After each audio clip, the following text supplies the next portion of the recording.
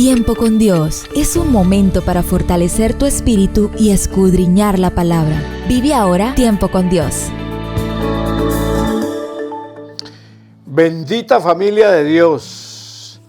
Desde Cúcuta, Colombia, les saluda un amigo, Fernando Mosquera Fonseca, quien les lleva estos tiempos con Dios para que examinen su propia vida, para que entiendan el estado en que pueden estar cometiendo errores y también para que aviven ese poder del Espíritu Santo que mora,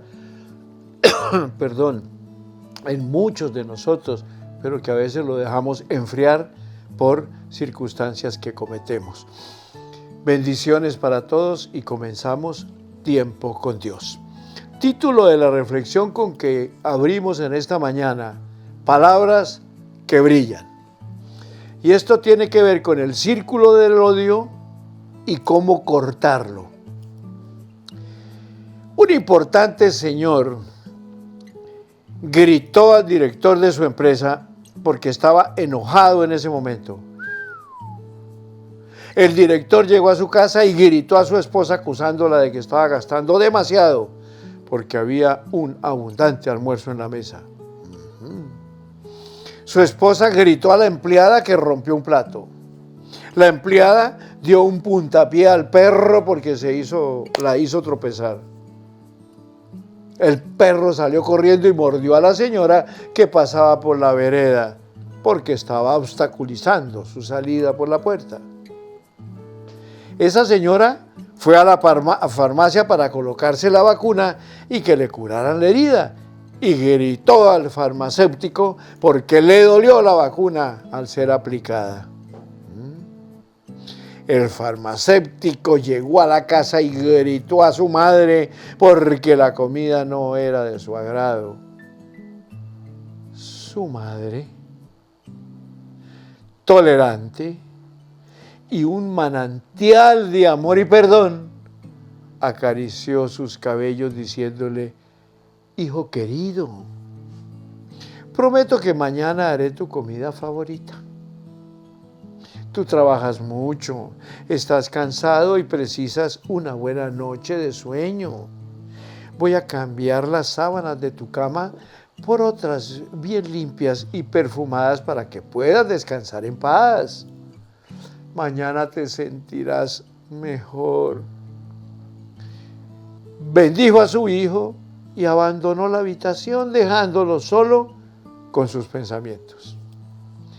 En ese momento se interrumpió el círculo del odio porque chocó con la tolerancia, la dulzura, el perdón y el amor. Si algún día, hijos de Dios que están en sintonía de tiempo con Dios, entras en un círculo de estos, acuérdate que puedes romperlo con tolerancia, dulzura, perdón y amor. Ponlo en práctica.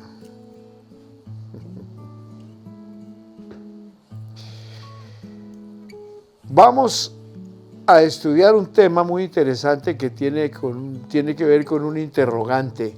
¿Por qué se condenan las almas? Y en la primera carta del apóstol Pablo a Timoteo, capítulo 2, versículo 1, nos encontramos con que nos dice: exhorto, escuchen bien, ante todo a que se hagan rogativas, oraciones, peticiones y acciones de gracias por todos los hombres, por los reyes y por todos los que están en eminencia, para que vivamos quieta y reposadamente en toda piedad y honestidad. Porque esto es bueno y agradable delante de Dios nuestro Salvador, el cual quiere que todos los hombres sean salvos y vengan al conocimiento de la verdad. Por supuesto que sí, porque hay un solo Dios y un solo mediador entre Dios y los hombres, Jesucristo, hombre, el cual se dio a sí mismo en rescate por todos de lo cual se dio testimonio a su debido tiempo.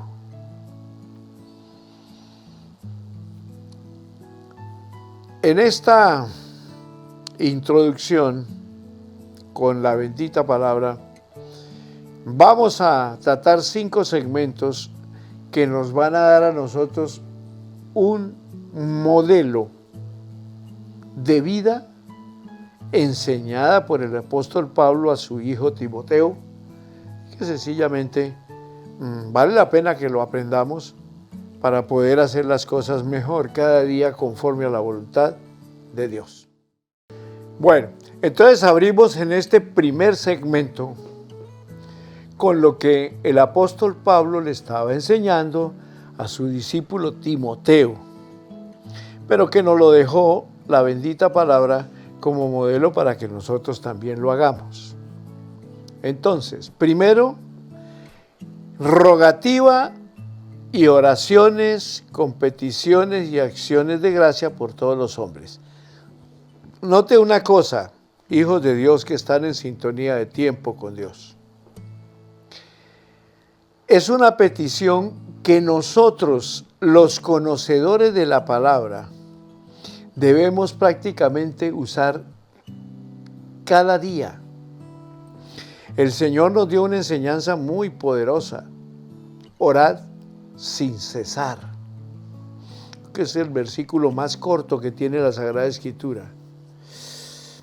Esa rogativa y esas oraciones, óigame, tienen que ser por personas incluso que usted no conoce.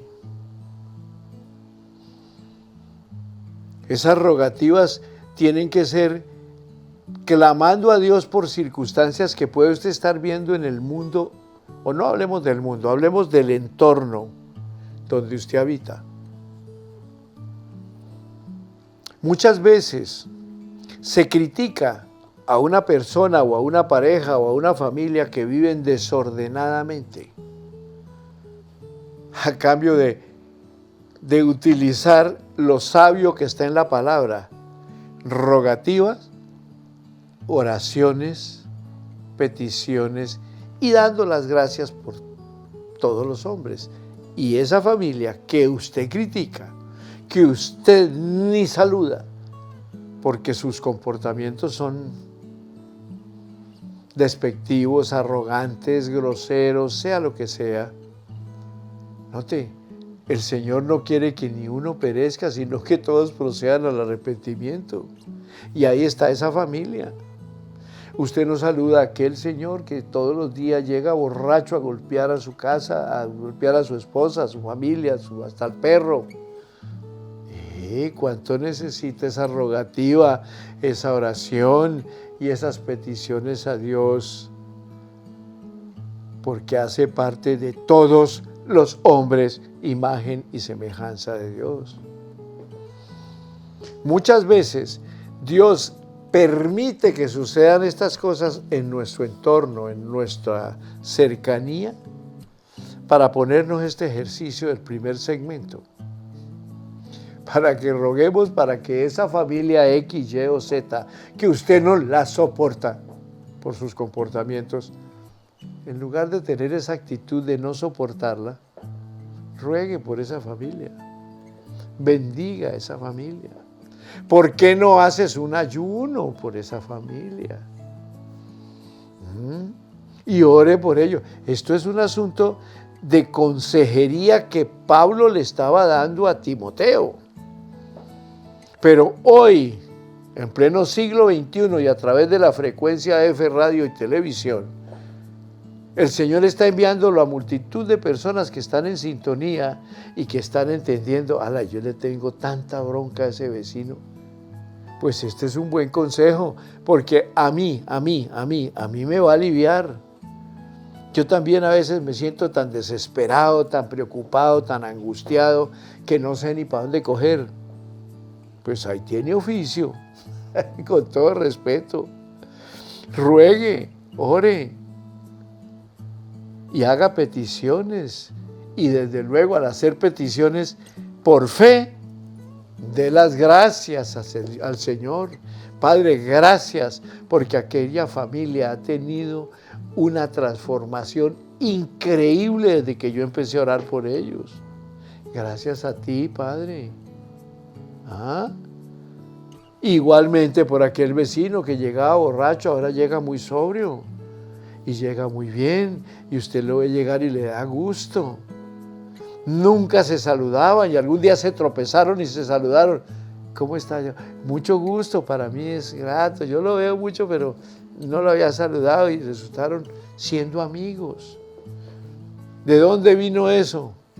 De su rogativa, de sus oraciones, de sus peticiones y acciones de gracia por esas personas.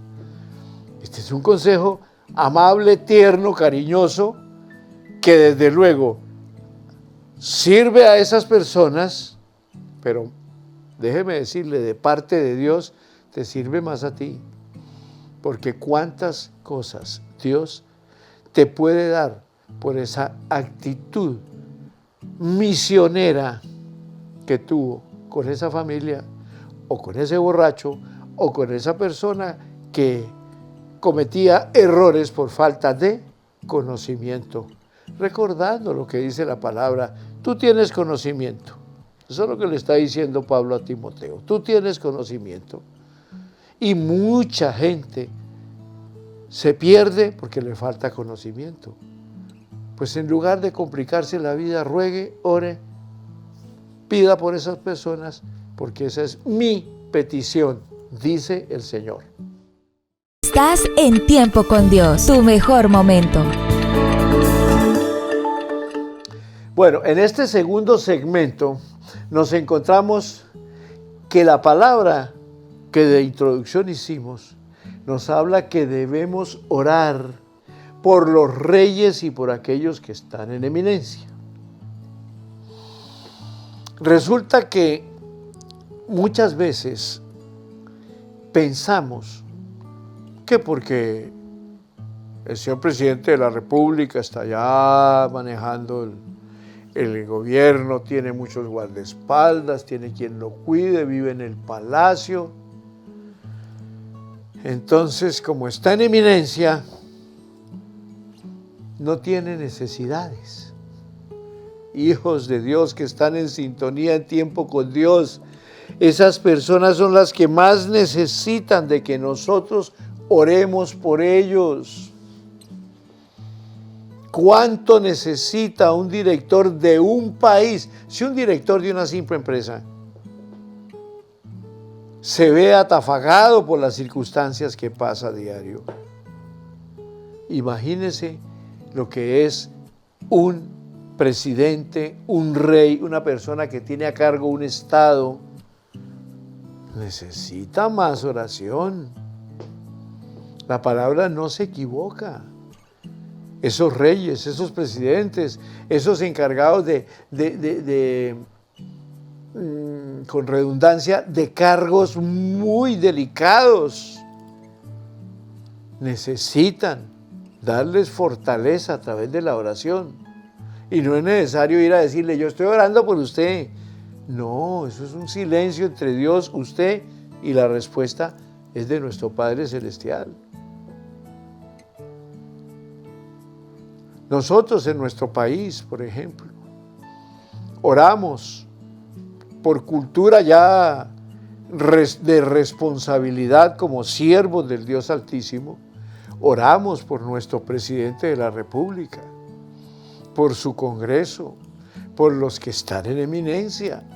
Ahí están los senadores y los gobernadores, los alcaldes, toda la gente que está apoyando al Estado y cumpliendo las normativas del Estado, pero que también se ven en circunstancias difíciles, en persecuciones, en muchos casos.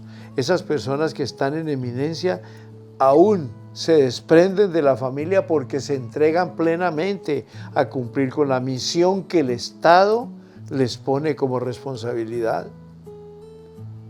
Y llegan en un momento en que olvidan la familia y la familia está pasando dificultades por falta de esa cabeza de ese varón que siempre estaba con ellos, dándole consejos, desayunando, almorzando, cenando con ellos, pero ahora está viajando, va para acá, viene para acá, y la familia sola. Esa familia puede descomponerse por falta de el poder de la oración. Y la mayoría de esas personas que están en eminencia, por ese cargo tan importante que tienen, por esa responsabilidad que tienen tan importante, no se acuerdan de buscar la autoridad suprema del universo, que es nuestro Padre Celestial, sino que todo lo hacen por su conocimiento, por todo lo que tienen en su mente y en su corazón. Pero bien dice la palabra, que el corazón es engañoso y perverso, más que todas las cosas. ¿Quién lo conocerá? Dice la palabra. Yo, dice el Señor, que conozco y escudriño el corazón para darle a cada uno lo que le corresponde. Entonces note que este tema en el día de hoy, en este segundo segmento, nos muestra que tenemos la obligación de orar por esos reyes y por esas personas que están en eminencia. Aquí habla de reyes en la Sagrada Escritura, pero para nosotros, nuestra cabeza que dirige el Estado es nuestro presidente de la República, pero él tiene ministros, tiene viceministros, tiene personas encargadas en los diferentes ministerios y que necesitan ponerlos en oración por circunstancias que pueden estar pasando, que nosotros no sabemos, pero Dios sí sabe, porque el que nos lo dejó en la palabra para que lo hagamos, es porque sabe que cada cargo de mucha responsabilidad necesita fortaleza, necesita vida espiritual, necesita oración, y nos recomienda que lo hagamos. Sobre todo porque las personas que están en eminencia también muchas veces su prepotencia se eleva y comienzan a hacer daño. Con la oración, el Espíritu Santo los aplaca y comienzan a hacer las cosas mejor como buenos gobernantes o representantes del Estado. Hijos, esta palabra que nos da el apóstol Pablo a través de su carta a Timoteo, tiene que quedar marcando su vida. La oración no solamente es pida y pida y pida y pida y pida y pida. Hay que hacer rogativas, oraciones y peticiones también por nuestras autoridades inmediatas o superiores. Estás en Tiempo con Dios, tu mejor momento. Bueno, entonces, ¿qué sucede cuando nosotros cumplimos los dos primeros segmentos? Sencillamente, estamos agradando al Señor. Porque la palabra dice que todo esto es bueno y agradable delante de Dios, nuestro Salvador. Nosotros, ya como obreros del Señor, por supuesto, estamos caminando por lo menos un poquito mejor que los que están en el mundo por falta de conocimiento. Perfección no hay sino en Dios. Seguimos cometiendo errores. Otros orarán por nosotros. Pero si nosotros obedecemos a la palabra, haciendo oraciones, rogativas y súplicas por los demás, Dios se agrada. Porque la palabra es muy sencilla.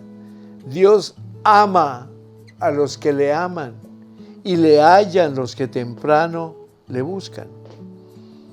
Y qué rico es de madrugada estar orando a Papá Dios, nuestro Salvador, para que Él se agrade de nuestra oración. Diga, qué obediente es Julio, Pedro, Berta, María, en fin, los que están en sintonía de Tiempo con Dios y están comprendiendo este mensaje. Dios es el que se agrada. ¿Cómo no? Todo esto es bueno y agradable delante de Dios nuestro Salvador. Nosotros ya estamos salvos, pero hay muchos que están condenándose. porque no hay quien interceda por ellos. Pues esa tarea nos la está poniendo nuestro Padre en este día. Pongámosle atención a esto, a esos personajes que tenemos cerca, el alcalde, el gobernador, el tesorero, el administrador de las finanzas, el secretario de Hacienda, tanta gente que necesita oración, que tienen que responder por los resultados económicos de una ciudad. ¿Y quién mejor que ustedes y yo, como salvos por ese Dios todopoderoso en Cristo Jesús, se agrada de que nosotros estemos orando por esas personas que están en eminencia y que además, oígame, son personas que Dios ama, pero que están en su rol profesional lejos de Dios, porque primero está a funcionar para dar resultados a la empresa o al Estado que están cumpliendo, pero resulta que esto, ¿qué pasa? Están dejando a un Dios todopoderoso a un lado, ellos, pero nosotros, de acuerdo al consejo de Pablo a Timoteo, nosotros estamos en la obligación de suplir eso que ellos dejan a un lado por cumplir con la reglamentación de su trabajo o de sus obligaciones profesionales o de responsabilidad del Estado. Mire qué interesante esto, pero además lo más importante de este versículo, de esta parte bíblica, es que eso es bueno y agradable delante de Dios. Porque Él se agrada que nosotros los salvos oremos por aquellos que ni siquiera saben quién es Cristo Jesús. Muchos conocen a Cristo o creen que con esto están bendecidos. Misericordia, no tienen conocimiento. La Sagrada Escritura en el Evangelio, en el libro de los Números, capítulo 6, versículo 22, nos da una enseñanza de lo que es la bendición sacerdotal. La bendición no tiene nada que ver con esto no es bendición. La bendición está en Números.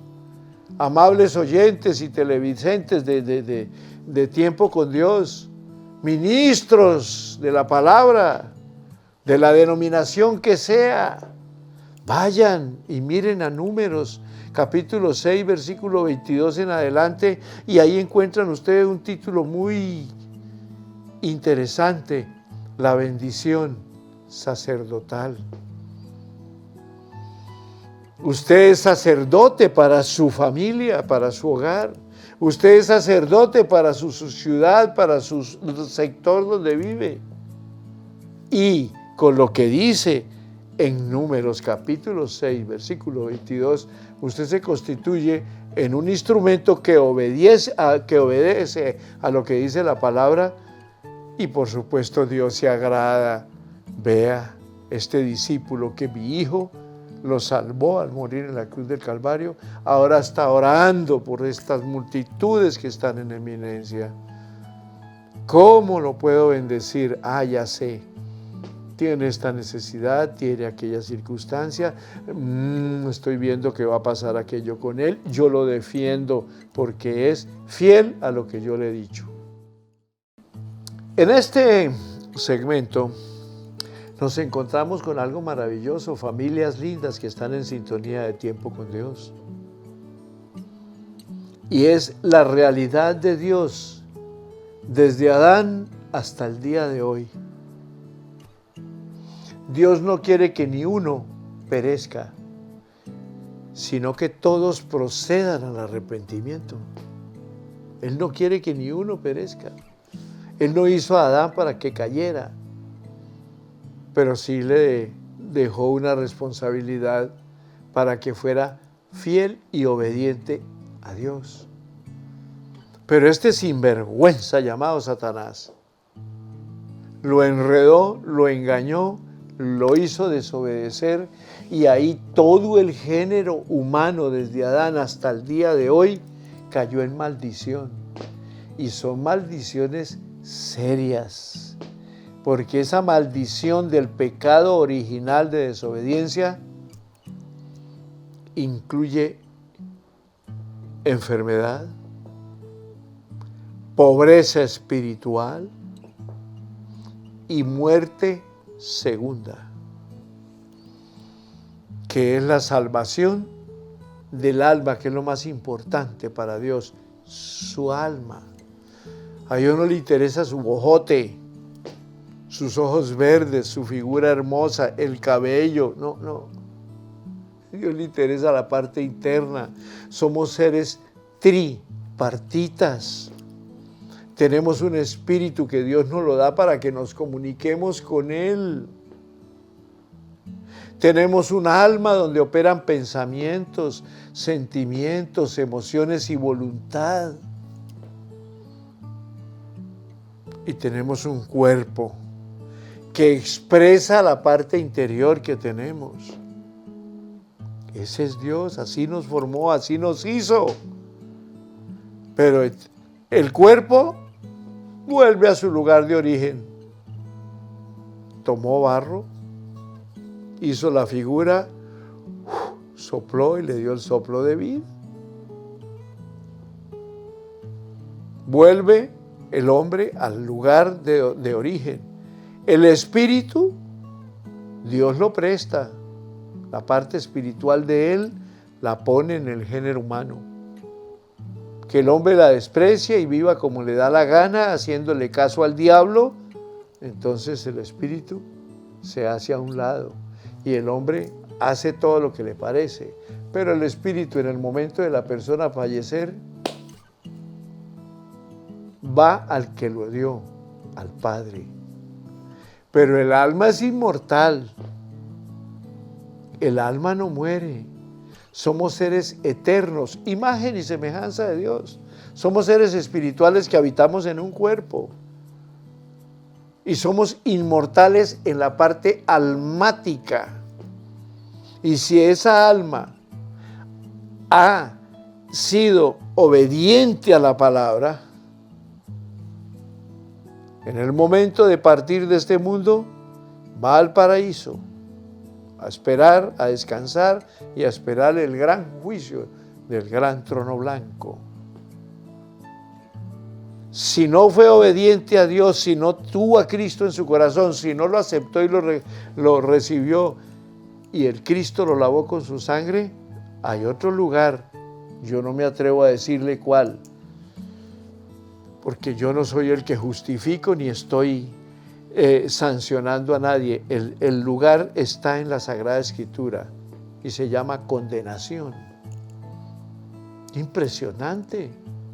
Pero en este segmento Dios nos está diciendo que Dios Dios quiere que todos los hombres sean salvos. ¿De dónde? De esa condenación. Y que vengan al conocimiento de Dios y de la verdad. Y el conocimiento de Dios no está a través de una denominación religiosa. La religión no salva.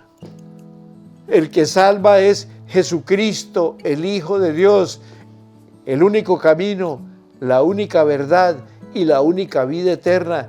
Y nadie viene al Padre si no es por Él. Por eso Dios quiere que todos los hombres sean salvos, que tengan a Cristo en su corazón, que se humillen, que pidan perdón por su vida desgraciada que ha sido conducida por el enemigo, por el ladrón que roba, mata y destruye.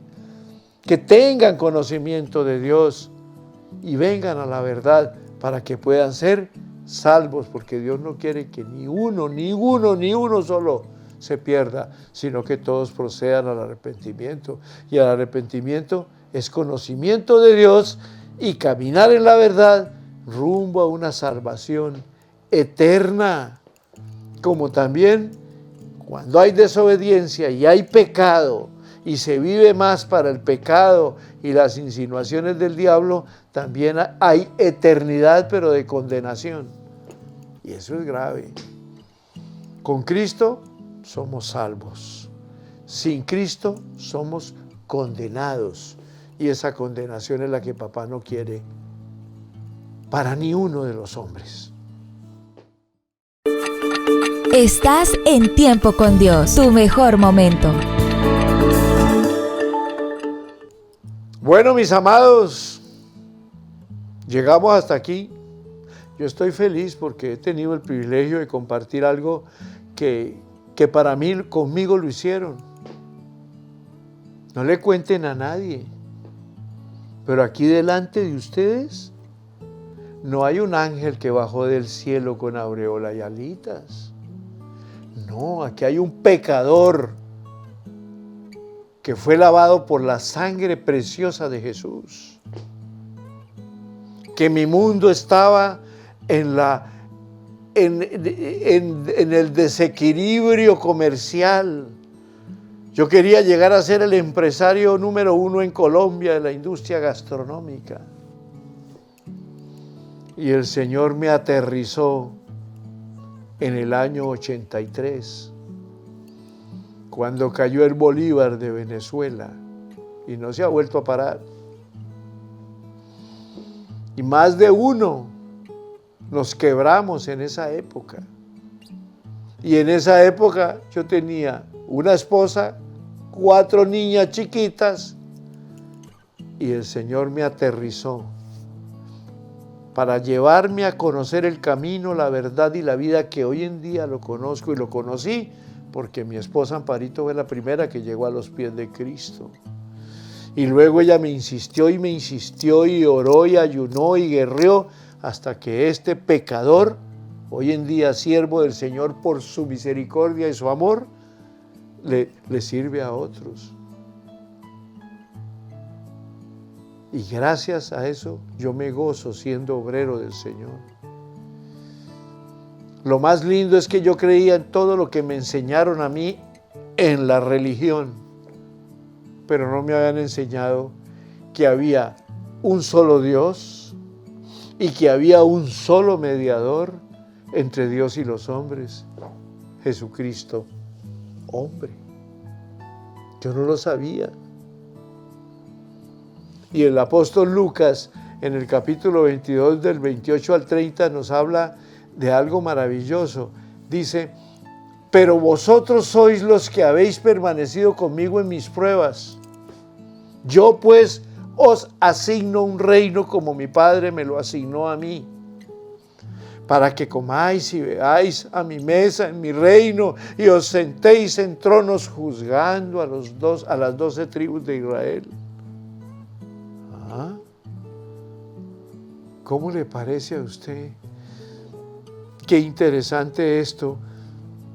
Y eso nos lleva a entender lo que es la cultura religiosa chocando contra la doctrina. La cultura religiosa enseña un caminar dogmático. La doctrina de Jesucristo, que está en la bendita palabra, nos enseña todo lo contrario. El modernismo, lo cultural, la avaricia y todo lo que nos presenta el mundo nos hace olvidarnos de Dios. Por eso se condenan las almas. No olvidemos que fuimos culturizados en o por una denominación religiosa. Pero el cristianismo no es una cultura, sino una doctrina para todas las culturas. Y de ahí no nos podemos mover, hijos de Dios que están en sintonía de tiempo con Dios. Vuelvo a repetir esta parte, que el modernismo, lo cultural, la avaricia, la codicia y todo lo que el mundo nos presenta nos hace olvidarnos de Dios. Por eso es que se condenan las almas. Y esa es la labor de este desgraciado llamado Satanás. Poner en la mente de los hijos de Dios imagen y semejanza de Dios, todo lo que sea el facilismo, el contentamiento de las cosas que los llevan a la condenación. Yo fui educado en la cultura, pero nunca me permitieron leer la bendita palabra de Dios. Supuestamente que me volvía loco. Y yo le doy gracias a Dios que hoy en día estoy loco de amor por aquel que me salvó y se llama Jesucristo. Porque el cristianismo no es una cultura, sino una doctrina para todas las culturas. Y a eso vino Jesús, a enseñarnos el camino, la verdad y la vida, y enseñarnos a sí mismo que solo a través de Él podemos llegar a la eternidad con Dios. Hasta aquí llegamos, mis amados. Gracias por haber puesto atención a estos temas. Yo soy un humilde siervo del Señor llamado Fernando Mosquera, que hasta el día de hoy, después de que conocí a Cristo y lo recibí en mi corazón en el mes de diciembre del año 85, hasta el día de hoy, no doy un paso atrás, no he vuelto a dar ni daré un paso atrás. Ahí conocí yo la verdadera vida, porque en el mundo hostil donde tenía mis negocios, yo no tenía a Cristo. Yo tenía ya un crucifijo con un velón y creía que ese crucifijo de lata que tenía y el velón lo hacían todo por mí, pero yo podía hacer lo que me diera la gana. ¿Esto qué es? No. En Éxodo capítulo 20, versículo 3 al 5 dice la palabra. Cierro con esto para enseñarles que la cultura es una cosa, pero la doctrina es otra. De manera doctrinal, la palabra dice en el Éxodo capítulo 20, versículo 3 al 5, no tengan dioses ajenos delante de mí.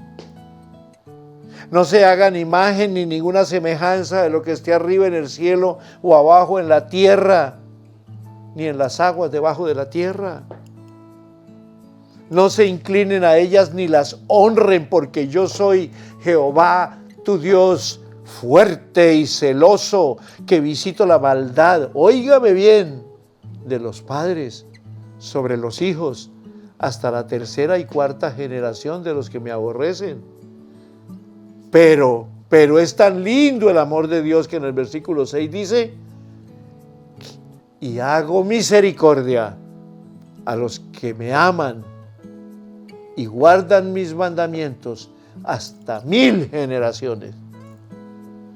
Ese es el camino correcto, esa es la doctrina correcta. Gracias por escucharme, Dios me les bendiga, un abrazo para todos, muy tempranito estaremos mañana en tiempo con Dios y desde luego conociendo otros principios, porque hay tanto conocimiento en ese santo manual que vale la pena que estemos en tiempo con Dios disfrutando de las enseñanzas. Bendiciones para todos en Cristo Jesús. Amén y amén.